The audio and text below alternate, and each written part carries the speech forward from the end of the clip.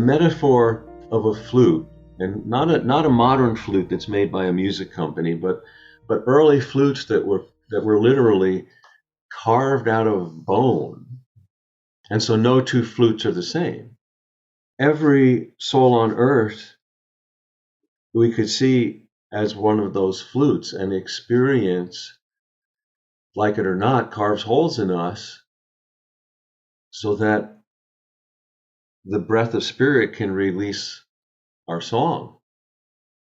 We don't have to go looking for the holes. We don't have to go, I'm not advocating, let's go sign up for suffering. But I think one of the most difficult positions in life is whenever life is carving us, we need to lean into it. And if we resist it, I think the worst position is to be carved by life, but not all the way through, because then we never get to the song.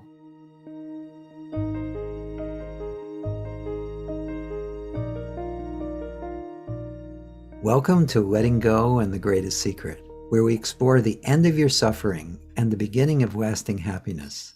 I'm Hale Dwoskin, and today I'll be joined by Mark Nepo. Mark Nepo is a poet and spiritual teacher who has taught in the fields of poetry and spirituality for over 40 years. With over 1 million copies sold, Mark has moved and inspired readers and seekers all over the world with his #1 New York Times bestseller, The Book of Awakening.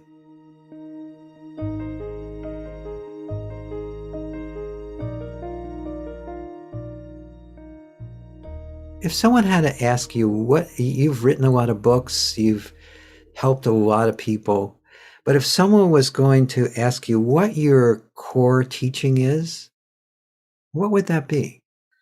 Well, I would point to, first off, that I'm a student of all paths, and that really comes from, in my 30s, I almost died from a rare form of lymphoma.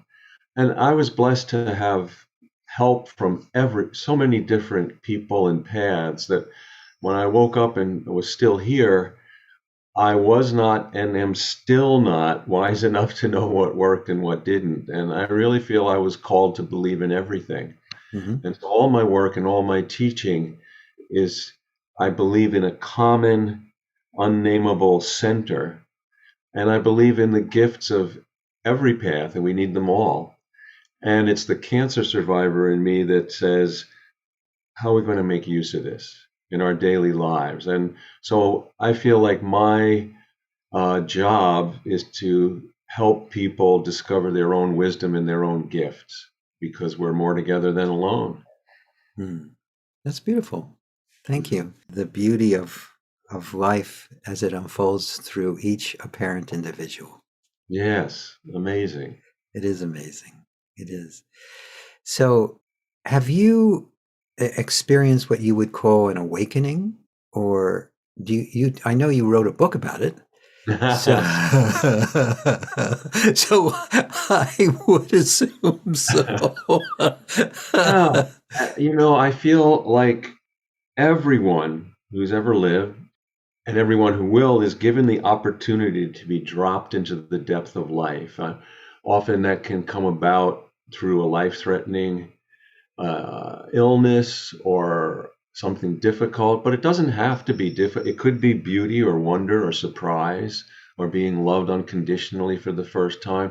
But I think in that, whatever it is that drops us into the depth of life is where that chance to awaken comes. And certainly for me, it was my cancer journey. Now, so I speak about that not because I'm a cancer writer, but because that happened to be the opening for me. But it can be so many different things. Apparently the great poet Rilke, from his letters and journals, there didn't seem to be any external catalyst. He was writing in an attic in Paris, and all of a sudden one day he reports that it felt like the world as he knew it was pulled out from under him. Everything was different. Yes. So I think that, and when that happens, at least for me, it felt like that was when the deeper spiritual journey begins, because that is when I was asked to really live in a relational way as a living part in a living whole. That's beautiful. Yes. And isn't this invitation always available to us in every moment?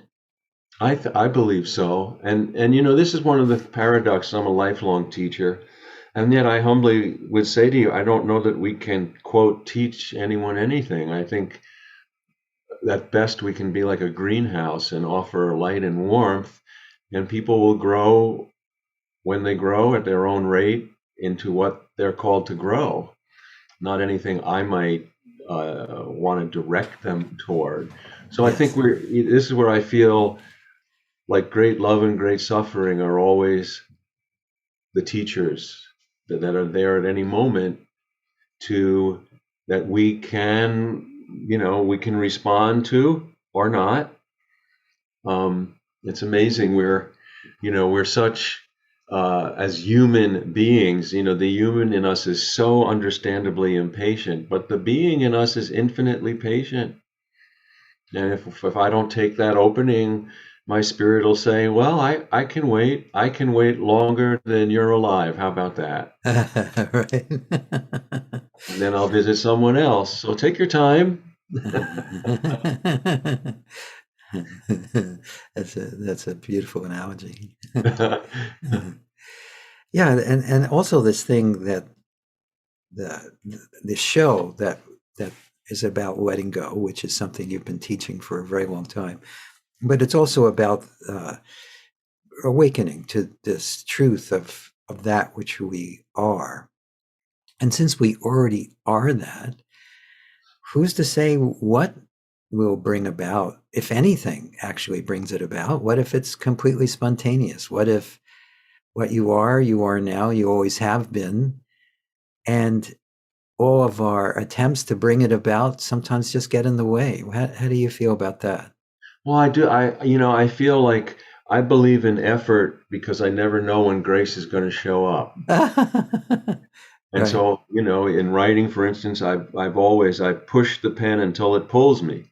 And sometimes I think that effort is revelation in slow motion.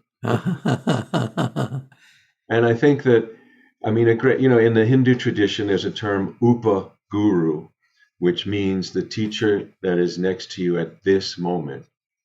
And there's always a teacher next to us. So I think a great Upaguru, and when we really look, I've been looking at this, thinking about reflecting on it recently, and that is how a flower grows, and we take it for granted, but if you think about it, it's an amazing teacher for the transformative awakening process. So you've got a seed that's underground. And in that seed, just like in our DNA is the whole body, well, Mhm. in that seed is the whole flower already imprinted. And and for some reason, it has this innate yearning to grow toward a force it's never seen, it can't name, it doesn't know what it's like because it's underground, and that's light. It's already growing to the light, Uh-huh. and then it breaks ground.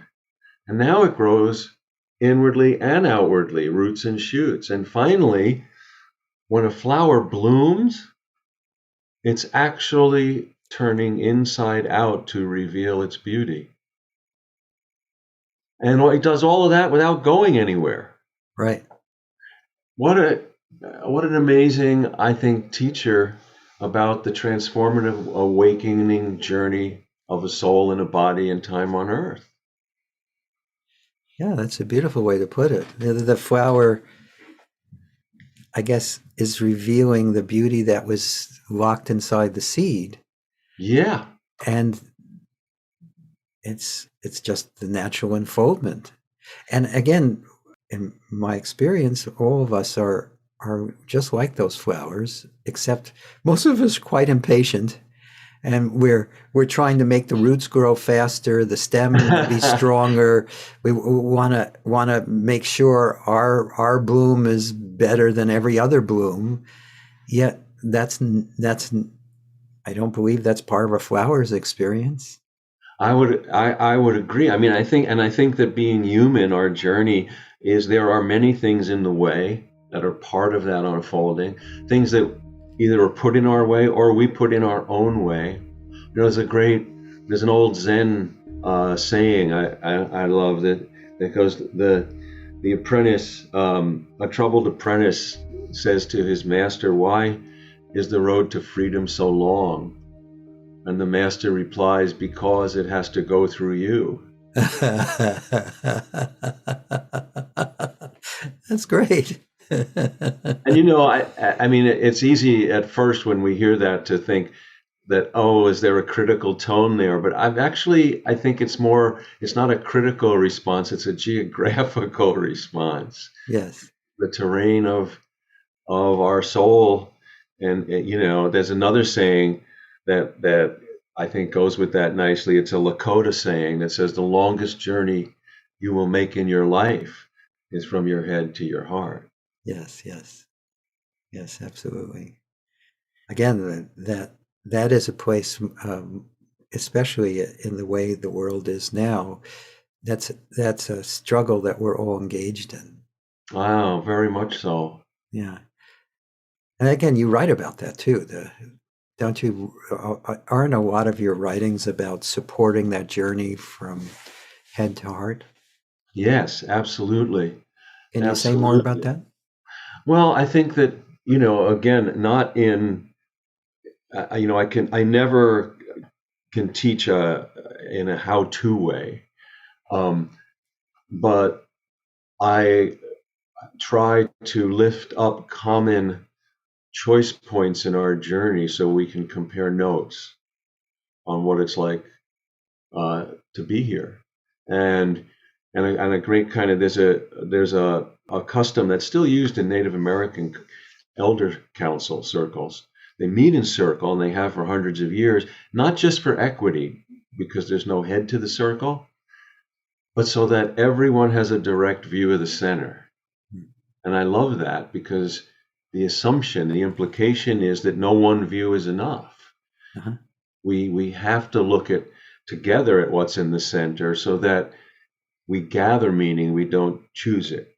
Right. So Right. I think the older I get, I'm not interested in argument or debate or persuasion. It just seems a waste of time. I want to know, I want to put together what you and I see. So even that's so helpful to me on this journey, because even let's have an example in a relational example. So, you and I are friends, um, and one day you call me because your heart's broken. A relationship has ended, Mhm. and and I feel that I want to be there for you because I know what it is to be heartbroken. Yes. Well, even in that good intended assumption, I'm precluding the lesson of that elder council circle because the heartbreak is in the center. Whatever we put in the center, I can say, "Oh, I know what it's." No, I don't. I know what that looks like from where I sit on the circle, and to be there with you means I need to say, "What does it look like from where you are on the circle?" Right. Right. And then we learn together. Oh, heartbreak is what both of us experience and other people. Yes. Well, everyone has their own viewpoint. Yeah. And Yeah. so it's the whole, that old saying that the whole is greater than the sum of the parts is really true inwardly. Yes. The other wonderful thing about using the circle analogy is something to talk about is everyone is looking towards the center, but we miss the fact that the center is empty. There's nothing in the center. That's why that's the only reason there can be any kind of communication. If the Yeah. center was already full with something, there's there isn't this openness, but the center is openness, is fullness, Well, and is empty. I think that's a beautiful insight.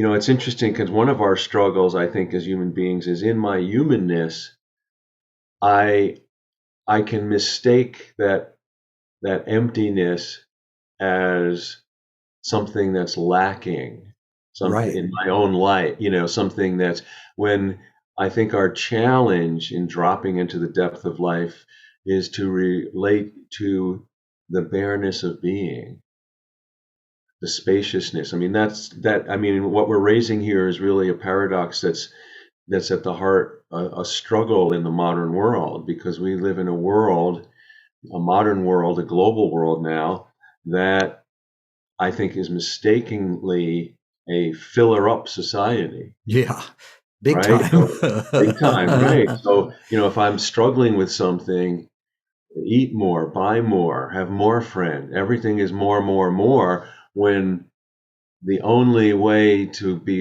feel grounded and have some kind of spiritual perspective is to empty and be. Yes. So, like, a paradox. And this may not be with all, but almost, I think, every musical instrument I can think of. Maybe there's one that isn't, but most, if not all, musical instruments are hollowed in some way. Otherwise, there would be no music. Well, there's no space for the sound. Yeah. Yeah, and also we as human beings, and again, drawing this out as something to discuss, we can we think that there's somehow a conflict between something and nothing. That we have this compulsion to fill up the space is because we think there is space and objects. But what if they're not two? What if they're the same? What if that open spaciousness that is what is here right now is also all the objects, all the apparent other people, all the experiences? There's no conflict. Yeah, yeah, and I think it's interesting that, even in the sciences and throughout the ages. I mean, in modern times, quantum physics, which has started to emphasize the spaces between matter as even more important than the particles of matter. And this it's using different language, but it really echoes what Eastern philosophy has taught and spirituality has pointed to for thousands of years. For thousands of years. There's another metaphor which about this emptiness, and which kind of ties together about the journey from the head to the heart that comes out of my cancer journey. And I don't know that I would have had this perspective if I hadn't gone through all that.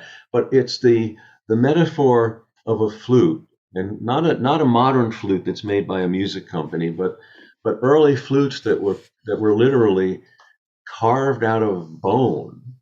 Mhm. And so no two flutes are the same. Right. But every soul on earth we could see as one of those flutes, and experience, like it or not, carves holes in us so that the breath of spirit can release our song. Mm.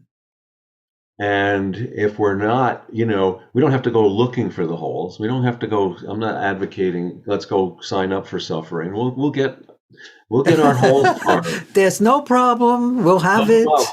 Be patient. Be patient.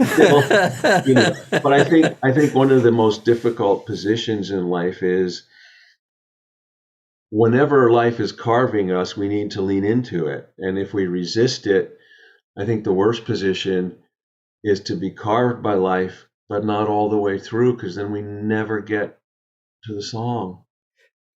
Right. Right. And we end up feeling like Swiss cheese. And right.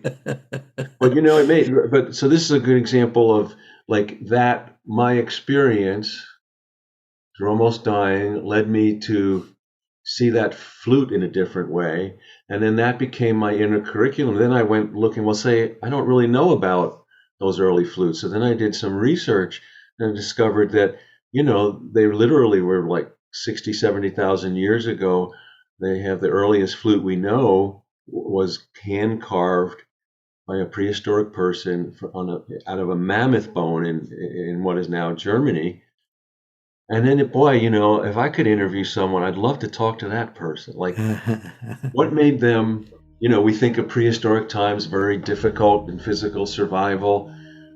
So what made someone stop and put all that effort to hollow out a mammoth bone and carve holes in it if what came through that wasn't as important as outer survival? Yes, yes. Yes, that's beautifully. That would be interesting. Wouldn't it? My Yeah, God. I don't know what kind of language we'd use. We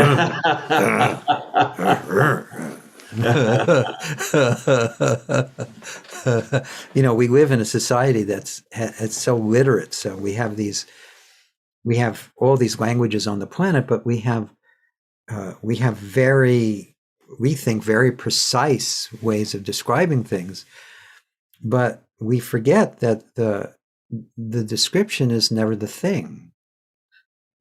The description is our is a representation or a conceptual framework based on what was. It isn't what is. Well, and I think this speaks to a misuse, I think, of naming. Historically, all the way back to ancient Hindu Vedic poets, that naming is just that, is pointing to something that's unsayable. It's like a bookmark. It's not, and in the modern world, so I don't know whether it's from the Industrial Revolution on or the advent of science that became over rational, but we started to use names as if we could pin something. And then, like you're saying, then we mistake the name for the thing. Yes.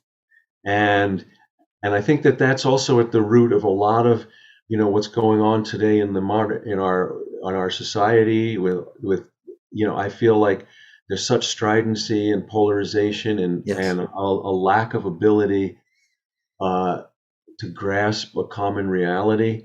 And I think some of this is because so many people have lost their direct connection to life. Yes. Well, in some way, I think we all have. If we're trying to connect with life, we're forgetting we are life. Yeah. Yeah. Whether we're doing it through having a political point of view or getting more money or a particular religion, or just simply trying to discover our own inner truth. It's still striving away from that which is already right here, right now, shining in plain view. Yeah, I think it was Ramana Maharshi who said that one of the great paradoxes is we seek reality when we are in fact reality. Right. Isn't that the bear? Yeah. But there's a parable that I'd love to bring up here. Sure. That's an old parable about two monks who are studying long and hard because at the end of their study, they will have an appointment with Buddha on the top of this mountain. And so they're very studious. They work, for a couple of years actually, and then they're off. And that day, halfway up the mountain, one of them breaks his leg. So the other one says, well, I'll make sure he's okay, but I'm not going to miss my appointment with Buddha. They stay overnight. And the next morning, the one who broke his leg isn't doing well. He's got a fever. It's not so simple. You're not going to be able to leave him there and trust that he'll be okay. So then the parable stops there and opens up the conversation, the question. So what would you do, of course, to whoever's listening? And what it opens is when we have more people in an age that would keep their appointment at the top of the mountain rather than tend their broken other, we have an age that will engender cruelty. Yes. And when we have an age where more people will discover that tending their broken other is the summit, we have an age that will engender compassion. Yes. And we face this choice every day. Oh. And it doesn't matter what we put on the top of the mountain. It could be God, it could be wealth, security, safety, whatever. And this really speaks to me because I think one of the things I've learned in my life is, and there's nothing wrong with working for what we want. Sure. But I have discovered for me that very often working for what I want is an apprenticeship for working with what I'm given. Yes. And that's where I've discovered my own gift. Right here. Right here. Yeah. Beautifully said. One of the things I know you help people do it. You're a lot of what you're speaking about is this natural openness that is both natural, but also something that many of us strive to.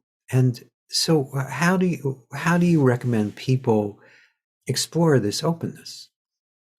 Well, I think, for me, and I would offer this, and then again, what I offer, I say, are always examples, not instructions. Yes, And no, I understand why you say that too, because as soon as you make it an instruction, then it just becomes automatic, something you do. right, It's right. not. And the whole thing. So I think that so much, and this goes back to your very first question, what's at the heart of my teachings?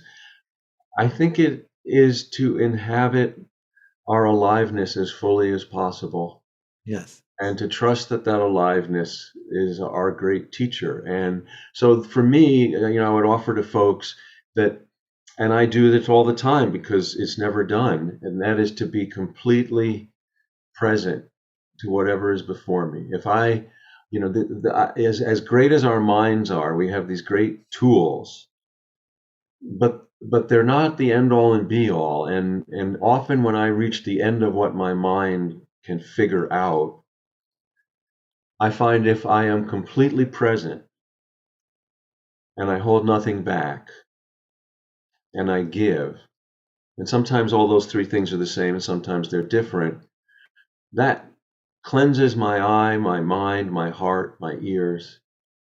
I see differently, I feel differently, I see real choices, and I become more alive. So when I'm struggling, instead of staying entangled, I'm sitting in my study, there's a tree out this window.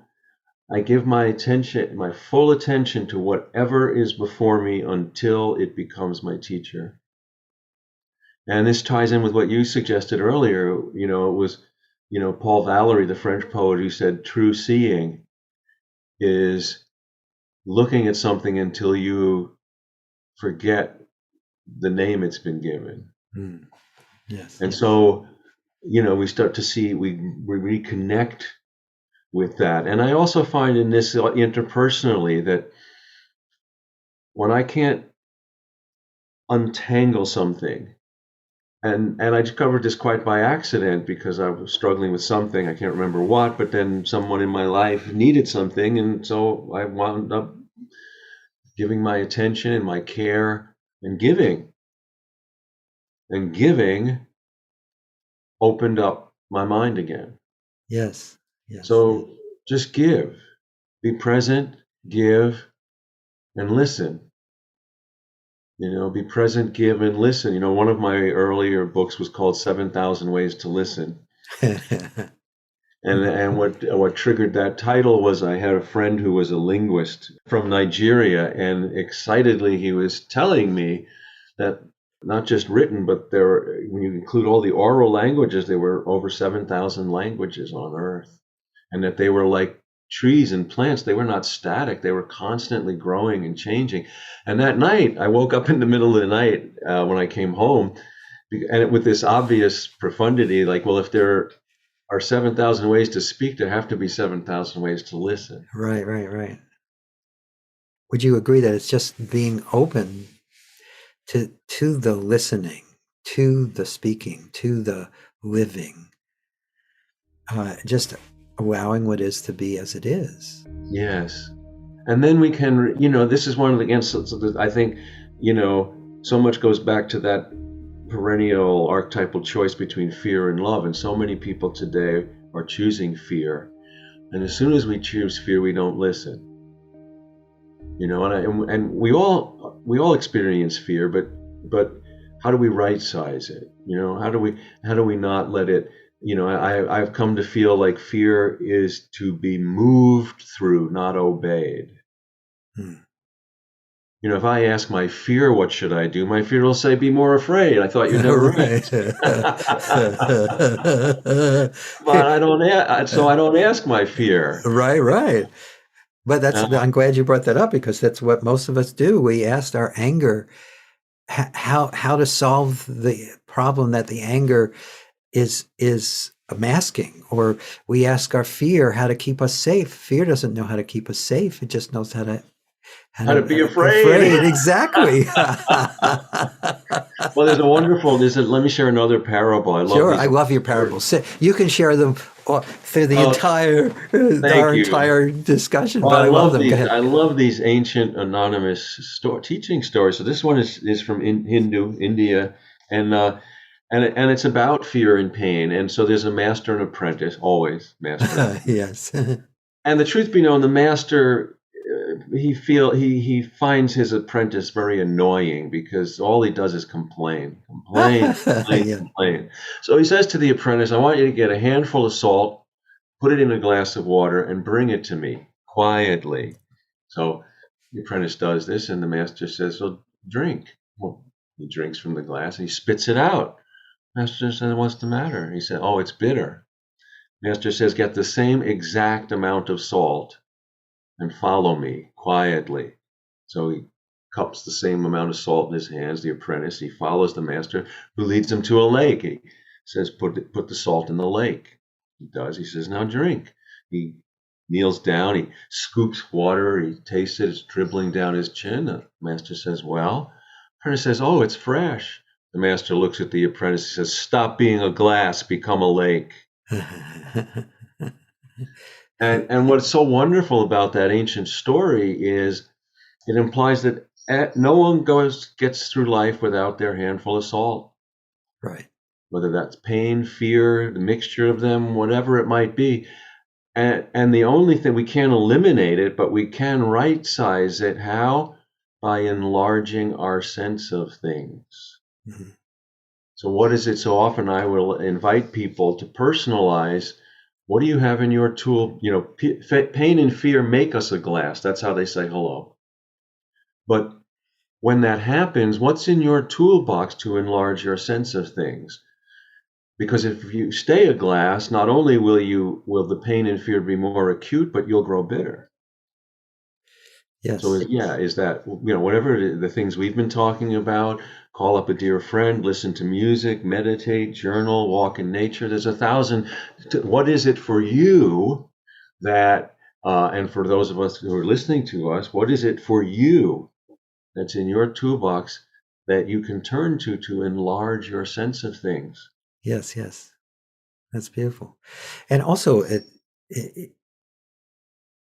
there's this boundlessness that is that center you talk about, although it doesn't have a location. And the isn't it true that the more there is a living,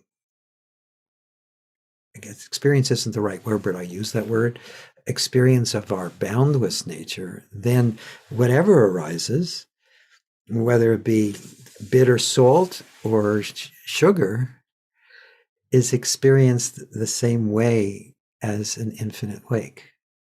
You Yes. take it's the water is sweet even if you've poured salt into the lake, and you can't really make it sweeter if it doesn't have any boundaries or any borders. If it's boundless. I feel one of the challenges for us as spirits in body and time is how do we experience that deep, large, boundless perspective, which is so heartening and buoyant, mystically Yes. buoyant, and still stay in our humanness, where our Yes. aliveness is rooted. And we tend to be extreme because either if we drown in our humanness, or in the grittiness, or in the daily, in the tangle and storms of emotion, or we think we're transcending it and we can become intellectual or conceptual. And I think our challenge is how do we stay in the particular humanness of our journey, tending the broken other on the path, being present, and while at the same time uh, living in that boundless, deep mystical ocean. I have a small image, as a small poem of mine, is that, you know, as a man sitting under a tree can picture the trees from the sky, so too can a heart encumbered in reality experience eternity. Hmm. Beautiful. There is also this natural thing that happens. You start to discover that your humanness, which is so natural and so here in our every moment experience, and this boundlessness are not separate. They're not two. There is boundlessness in anger and fear. And you don't need to run away from either because they're not different. They're the boundlessness and the fear, or the boundlessness and the joy, or the peace, are just one. They're not two. Yeah, and I agree, and I find for me, when I can practice being authentic, that is, when I get to the bottom of what I'm feeling, then I trip into the well of all feeling. Yes. Then I trip into, whatever it might be, but I can't skip over it. I can't hop up. For me, it's through being who I am. I slip into the home of all that is not me, and Right. and is me, paradoxically. Right. Right. This is where there's a great line from the Sufi poet Ghalib, who said, "Joy for the raindrop is entering the lake." Hmm. And that's exactly what I love, that, because it's what we're talking about, is that, you know the at first glance, the raindrop doesn't lose itself in the lake. It adds itself to the lake, but it loses its boundaries. Yes. So that's why joy for the raindrop is entering the lake, because it's now given itself over to experience oneness. Yes. That's beautiful.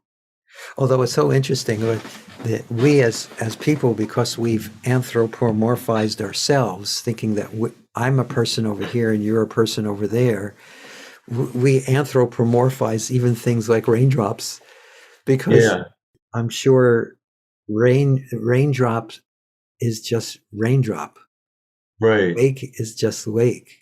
Well, And this is where, instead of anthropomorphizing it, is I'm looking to it as as an upaguru, what yes, in yes. its No, no, nature. no. I didn't mean to. Please, I didn't mean to denigrate it. I was just, Oh no, I knew you weren't. Yeah, yeah. I was just I clarifying. was just I was just struck by that, because when we try to communicate, we look to things like nature, because nature doesn't do this. Human beings are the only ones who do this. It's A true. dog is just dogness.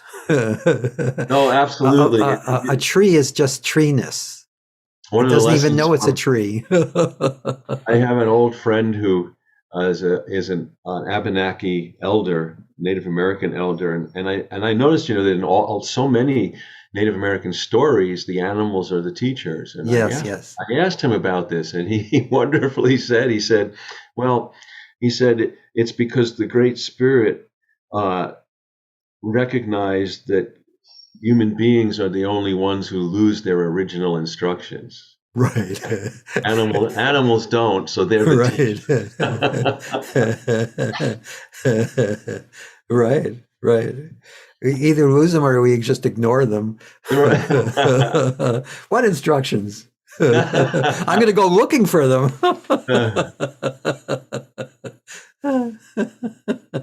Or we break them. There's a Right, great right, right. in the story of Gilgamesh, that wonderful. And there's another. That's one of the earliest narratives we have.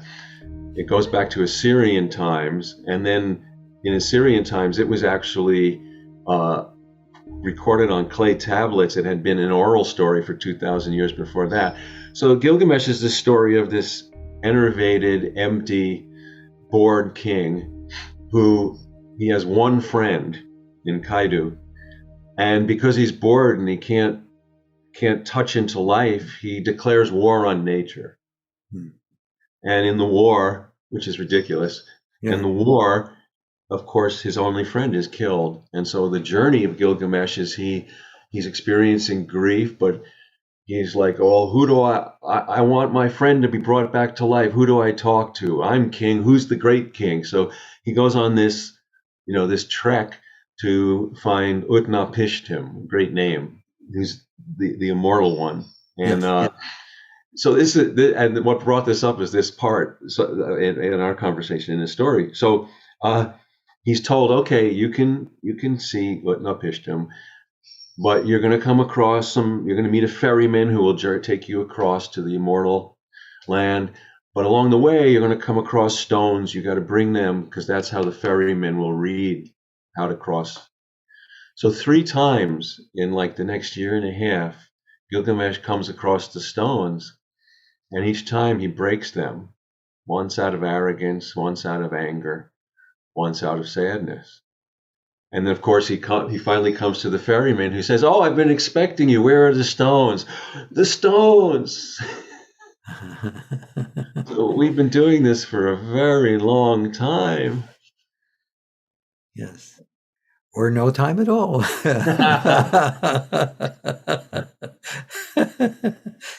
I apologize. I have to. I think part of my job is to play the devil's advocate, and Oh, to it's fine. and just to keep playing with the whole discussion, because No, it's fine. It's on those different points on the circle. that's right. That's right. With nothing in the middle.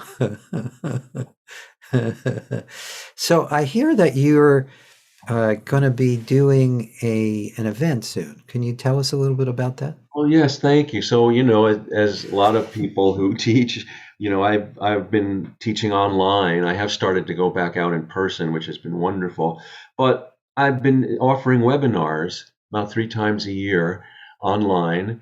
And the next one will be in the end of January, January 29th, and then February 6th and 13th. And they're 3 sessions, 3 weeks in a row make up a webinar. And this one will be on the gift of relationship, helping each other stay awake. And folks can find out details and register at live.marknepo.com. And it's been a joy nothing replaces being in person, but look at the wonderful connection we've been having. So much is possible through Zoom, which, like so many people, I would never have tried if not for the pandemic. So it's opened up a whole nother way of being with folks around the world, really. Yes, yes. I know it's. I'm very grateful for it. I I was supposed to do an event in March, but we've postponed it. Well, we've changed it back into an online event, just because who knows what's going to happen with everything Yeah. else that's going on. So yes, so thanks for sharing that. So what would be something that you'd like to leave people with? Well, let me leave with 2 short poems. One Sure. speaks to our journey together, and one speaks to the journey which no one can do for us.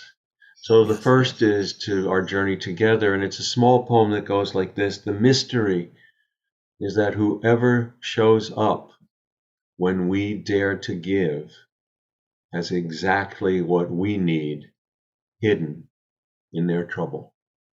Mm. The mystery is that whoever shows up when we dare to give has exactly what we need hidden in their trouble. And the other is a poem of mine called Free Fall, which really speaks to the journey that we can support each other in, but which only we can do. And it goes like this: if you have 1 hour of air and many hours to go, you must breathe slowly. If you have one arm's length and many things to care for, you must give freely. If you have one chance to know God and many doubts, you must set your heart on fire. We are blessed. Each day is a chance. We have two arms. Fear wastes air.